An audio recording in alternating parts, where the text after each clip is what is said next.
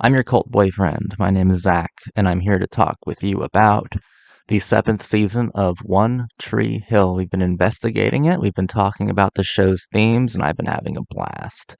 And up until now, I can tell you that I have enjoyed and liked every single season. In fact, the first four seasons put together, masterful. One of the best things I've ever seen. Loved it. Season 7 is it is not good. The season is primarily composed of bad characters that are poorly designed. This season is so stupid that it challenges my previous analyses because it's the first time the show is both incompetent and inconsistent, which actually makes One Tree Hill season 7 insensitive. The primary theme of season 7 is loss. The themes of loss may be a self-referential cope for the absences of both Lucas and Peyton, but the only true loss is of complexity. The show not only lost its two most pulverizing and captivating stars, it lost its inspiration too, and that loss is beyond repair. One Tree Hill makes a lot of mistakes. I've always said that about this show. The silver lining is that One Tree Hill can be even more helpful, useful, and fascinating on account of those mistakes. They can illuminate the limitations of coming of age art, pop art. A prime example of that is certainly the show's seventh season. So, I guess let's get into it. The elephant in the room, or, the elephant's not in the room. Yeah, this is the show trying to move on without Chad Michael Murray and Hilary Burton, without Lucas and Peyton. Um, Probably the one of the most romantic teen couples that's ever existed. I think it's my personal favorite on-screen couple. Their chemistry was electric, and I've never seen anything like it, and I couldn't imagine anything better than Lucas and Peyton sharing any sort of scene together. There's just this whole romantic, passionate energy, truthful and desperate as well, that I loved. I feel like there were a lot of different ways you could have gone, and the showrunner decided to go with the most superficial and artificial, like coping mechanisms for that. I don't understand. I don't understand. We get new characters. We have like Clay and Quinn, who are both cringe as fuck. I don't like Quinn at all, and it's not even a good actor. It's just a bad character. It's a poorly designed character. Maybe the actor is good, but clearly the showrunners are far more interested in her body than in her emotion. Far more dedicated to exposing her physicality rather than emotionality, which is whatever. It's a poorly designed character, and it's a terrible arc. Probably the worst arc I have ever seen on One Tree Hill, and this includes like incomplete arcs that the show gave up on mid-season. Hers was a full arc, and it was terrible. It was an awful arc. Quinn is an awful character, and is absolutely no substitute for Peyton, superficially speaking, especially since Quinn opens up her own gallery, which reminds me of like they were probably intending for Peyton to open up her own art gallery too, so we're probably seeing a little bit of this here, and I can't even treat it as a legitimate arc. It's an awful one. It's terrible, and I hate it with all of my heart. Clay is haunted by the ghosts of his past, specifically by the ghost of his ex, and finds a woman who looks just like her, and that woman becomes a stalker, and the season cliff hangs on a possible double homicide between the two, and I know that they both come back. I think. I don't want to seem too stupid, but I'm pretty positive that they both come back. But I also feel like the showrunners may have been feeling what I was feeling. They're like, let's test the waters, let's test the dedication to these characters. We'll we'll end with their lives in question. We'll end with them both possibly being dead, and then we'll see the audience reaction to it. If the audiences are on the sides of Clay and Quinn, we'll bring them back or whatever. I think that they were experimenting. And I guess that audiences probably liked Clay and Quinn. I don't know why. Every scene they had together felt so schlocky that the Lifetime Movie Network would have been ashamed to to broadcast it. It was so bad. It was so bad, and the writing was terrible, and the acting was terrible, and the composition was terrible. It's just so poorly designed. It's awful. But let me give justice to a character that certainly the showrunner was uninterested in providing dignity to. Rachel comes back in this season, who we did not get at all last season, and briefly got her in season 5, and upon doing a scant little research on Daniil Ackles, I uncovered that she left primarily due to the environment that the showrunner fostered, and strictly due to the showrunner's inexcusable behavior, and that she agreed to come back in season 7 because John, I can't speak. This fucking season fried my brain cells. I'm not even kidding. It's kind of garbage. But she agreed to come back because Paul Johansson, who plays Dan, would be in, I think, all of her scenes, and she knew that he wouldn't behave a certain way in front of Paul Johansson, so we got her back. But at what cost? Even more dignity from the character. Rachel and Dan. Sure, it's a weird couple, but if you were okay with Skills and Deb, then you have to be fine with Rachel and Dan. And I got really excited when I saw them together. They have a certain kind of fun, villainous sort of energy, and it's actually neat seeing that Rachel is far more duplicitous and devious than Dan Scott was.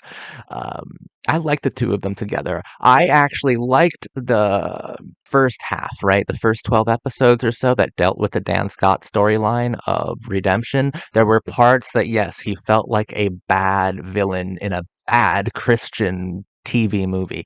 But I feel like that was continuing in the philosophical dialogue that earlier One Tree Hill seasons were dedicated to initiating with its audience with pop culture.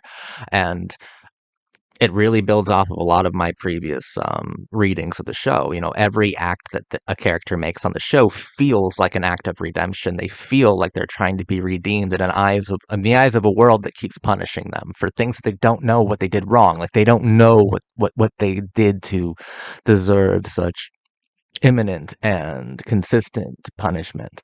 But every act taken by a character on the show feels like an act of redemption. And of course, you get Dan Scott here, who feels like a snake oil salesman.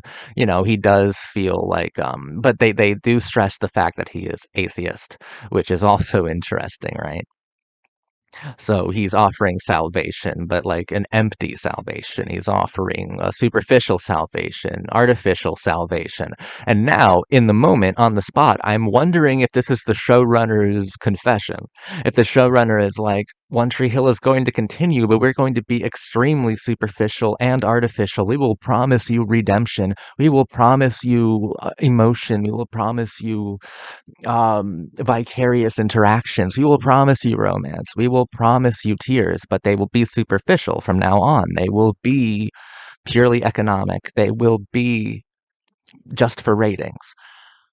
We can't give you the real thing anymore, and we're not going to, and we're going to confess that to you through Dan Scott, through the one of the greatest TV villains of all time. Paul Johansson nails it, and Daniil Ackles nails it, nails it. I missed Rachel so much. I actually love Rachel. I remember in earlier analysis videos, I'm like, there's part of her that feels like a contradiction because she seems to have all these contradictory and conflicting personalities within her. And then it made sense when they talk about how many schools she had been expelled from, how many times she had to redesign, reformat herself to fit new surroundings, and she normally fit in antagonistic ways. And they even talked about her as if she was plastic, which was dehumanizing, and I think deliberately dehumanizing, in order to kind of separate the personality from the physical body itself. Like Rachel is the most disassociated and detached and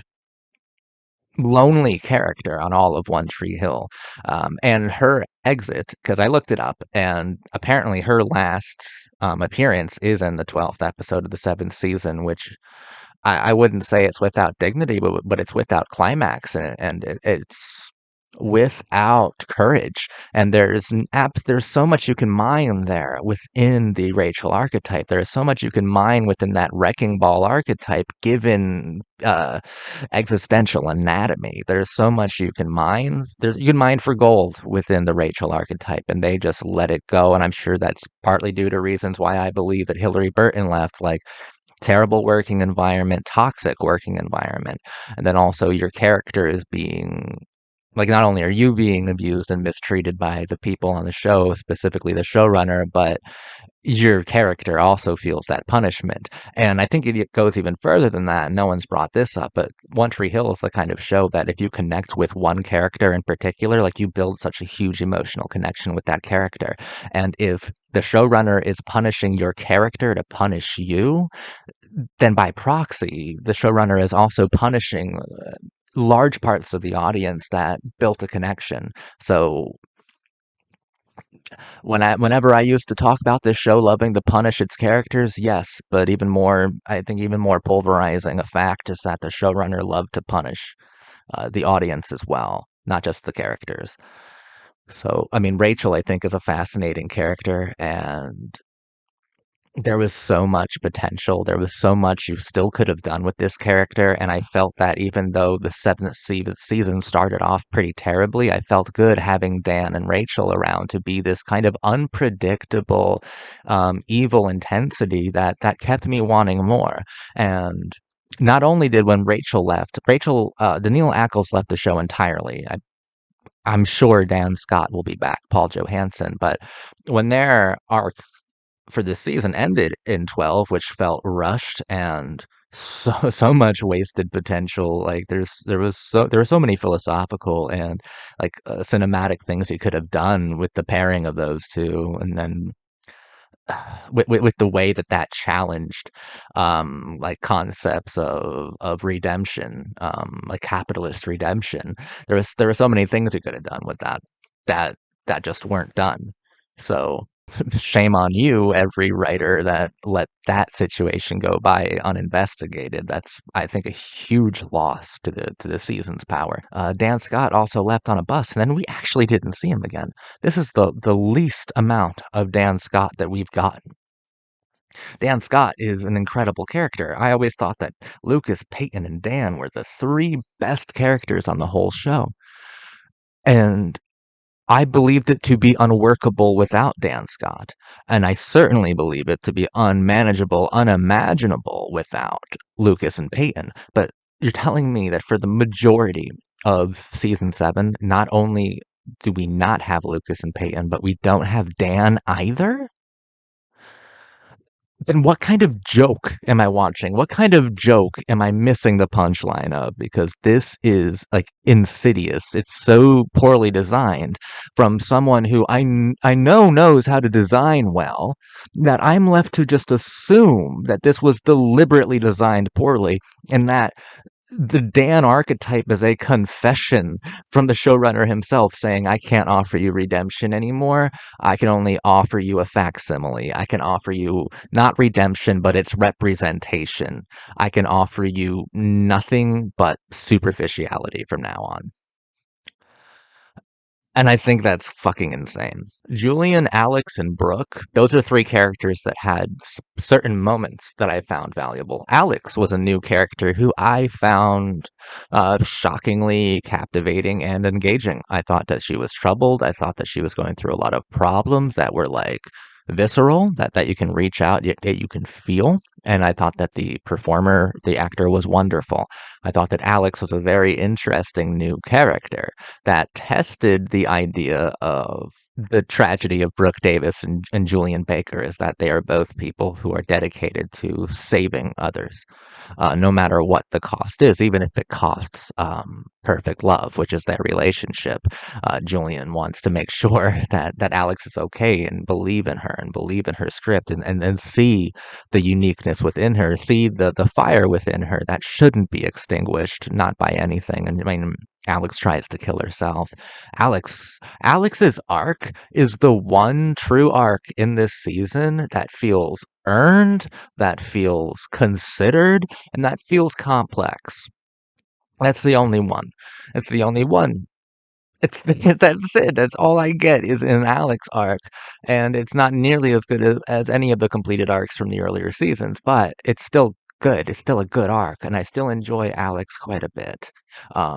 We get some more Kevin Williamson-esque postmodern diatribes through her character and through her character's relation with pop culture, with the press, with the media, and by that extension to lived experiences like romance. She can't seem to do anything that isn't melodramatic or theatrical or seemingly contrived. And then through Alex, we're able to find the truth within the theatrical, the truth within the contrived. And those are things that Kevin Williamson's Dawson's Creek and like Scream 2, they were dedicated to exposing those things. And I think Alex was an incredibly well designed character, which makes her truly stand out in a season of half considered laziness. Julian had some wonderful moments as well, and Julian and Brooke's relationship, at least you can still feel sparks from some sort of romantic couple on this show. I'll never be able to get over seeing Sophia Bush wearing nothing but a red bow. I will have that image forever. Thank you, One Tree Hill, I guess, for that fantasy that I'll never recover from. My God, dude. Sophia Bush did wonderfully this season. A great performance, even though she has to have known. Well, I don't know, because I think that the three remaining stars, James Lafferty, Bethany Joy, and Sophia Bush, knew that there was so much more on their shoulders, that they had to carry it, that they had to prove that people weren't clicking on it because, or clicking on it. I am so of my time right now clicking on it. People weren't tuning in. Wow, I've been changed by modernity, I swear to God.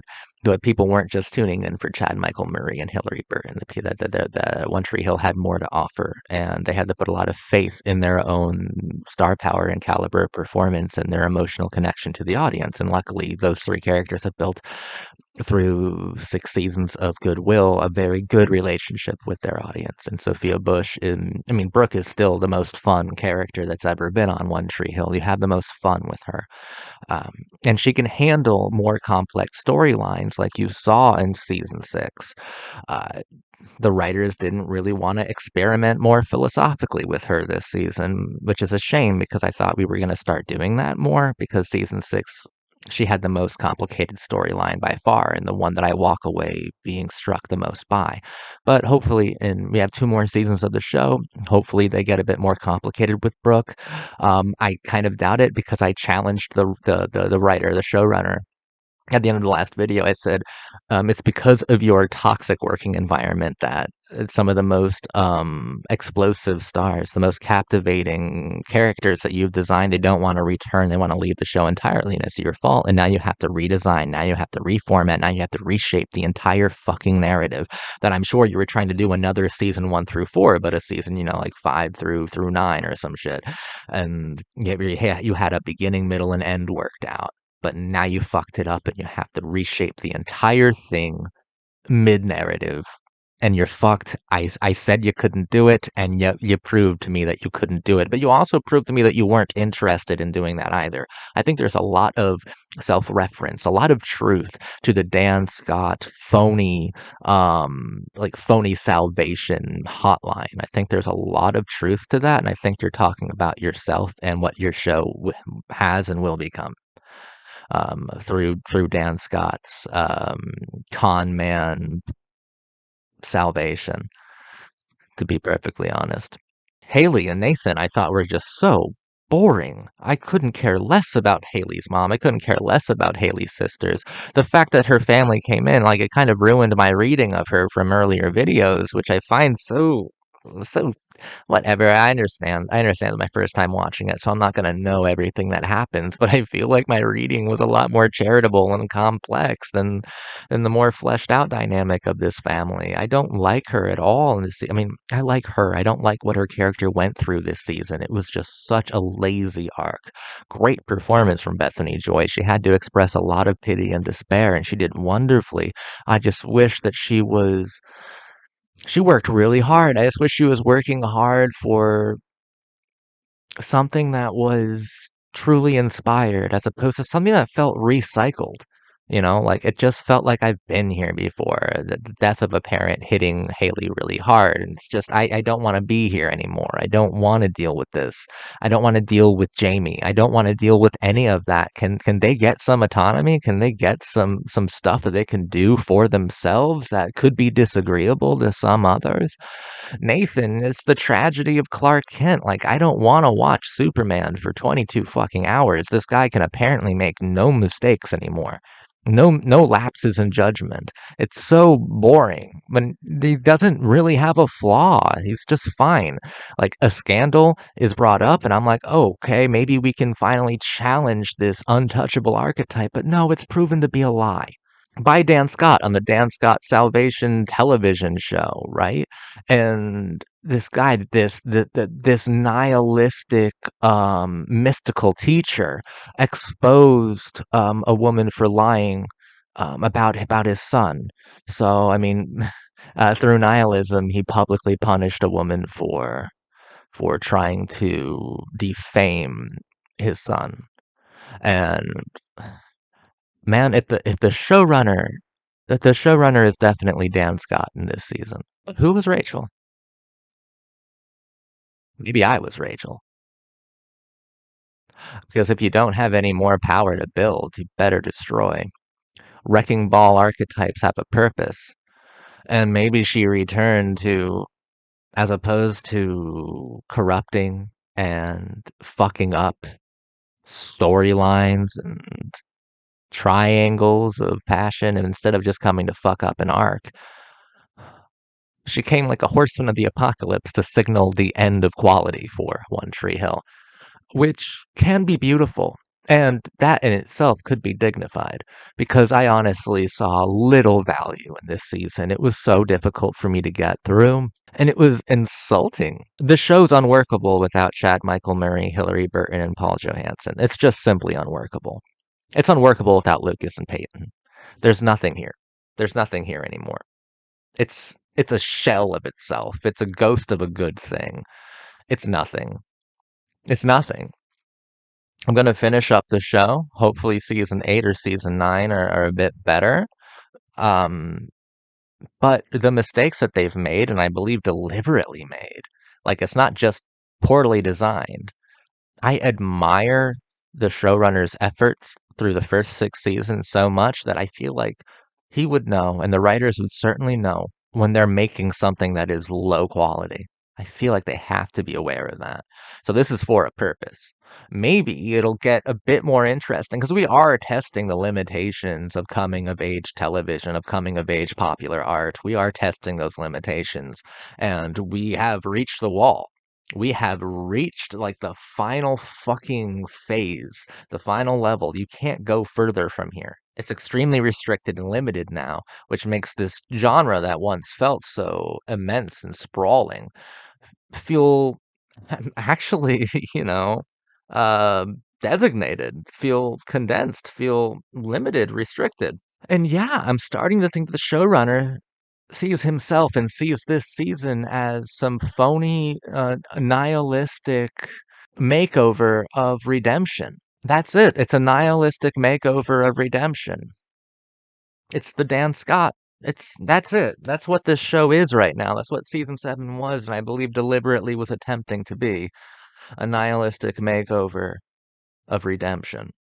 I wish I had better things to tell you guys, but I don't. Gotta say, I appreciate Bethany Joy's impersonations. Like she did them in season 4, I think, with Skills on the Roof. She even did a Katie Holmes, a Joey Potter impression from Dawson's Creek, which I thought was adorable and spot on. She's a very good impressionist. And then here she does impressions of Chad Michael Murray and Hilary Burton. I thought that they were fucking hilarious. Spot on, too. It's unworkable without those two characters. I am constantly reminded of a greatness, a fire, a passion, a romance, something that was felt that I can no longer feel anymore. Clay's not the only one haunted by ghosts. I'm haunted by the ghosts of Lucas and Peyton, and I can't get over that at all. The John Hughes episode was sort of pleasant, tribute and memorial, a lot of 16 Candles and also a lot of Home Alone. Uh, what would Hughes do? Am I actually asking that question? What would Hughes do with this material? Because I've covered 16 Candles, specifically like in reference to Dawson's Creek and One Tree Hill. I think that 16 Candles is foundational. I think it is the building blocks of the language that would become super complicated by One Tree Hill and Dawson's Creek, and without it, you are inarticulate. I think that 16 Candles was so important specifically. What would Hughes do with One Tree Hill? Well, Hughes wouldn't have gotten this far to begin with. You've already transcended Hughes, but I really appreciate the tribute. It was nicely done. Also, the Thin Red Line, huh? Julian was really into the Thin Red Line because it's the best day he ever had with his father, and his father doesn't even remember the day he took him to see the Thin Red Line. Thin Red Line is wonderful, and I think the Thin Red Line has a lot of spiritual similarities to the first 6 seasons of One Tree Hill. Malik had a specific kind of Christian realism to him, a vaguely Christian morality that conflicted with narcissism and like the nihilistic frameworks of modernity that I think that One Tree Hill has in common. But here you see that, and I think the Thin Red Line is probably the best representation of Malik's spiritual philosophy of like redemption. You see it like framed on a wall, and that juxtaposed with or saddled alongside the Dan Scott nihilistic makeover of redemption really brings that concept into. I think I have to absolutely be right then, because redemption is no longer a thing that is a lived experience in our lived in world, according to the 7th season of One Tree Hill. Now it's framed on a wall, and it's a token, it's a memory. It's no longer a thing that we have. In fact, you might not even be able to remember it eventually. I am morbidly curious to see where the 8th season takes us. Because while I despise the 7th season, clearly we've had a lot of interesting things to say about it. And that's what makes One Tree Hill so important, so significant. Even its blunders are extraordinary to interpret. I still love this show, and I'll see you in a week when I'm back talking about season 8. Here's hoping it's better. But even if it's not, I know I'll be left with a lot of things to say, just like this time. I didn't mean to offend. If you are a fan of the 7th season, it must be hard to be a fan of post Lucas and Peyton stuff. I was hoping to be a contrarian and be like, "Oh, I loved this season so much," but there's no way I could even fake a smile for this. It's shameless. It's a shamelessly nihilistic makeover of redemption, and what we have to figure out is what is the point? Because there is one. It can't just be an admission of being shameless. Like the showrunner just can't be like, you'll receive nothing. I think he believed in the healing power of coming of age television. So there is a point to this. And maybe it won't come full circle into full exposure until the 8th season or possibly even the ninth, but we're here for the full run. We're here for the journey.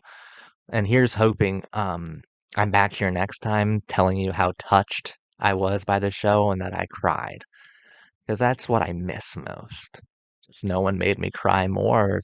No one made me feel more alive than Lucas and Peyton. And that's the tragedy, right?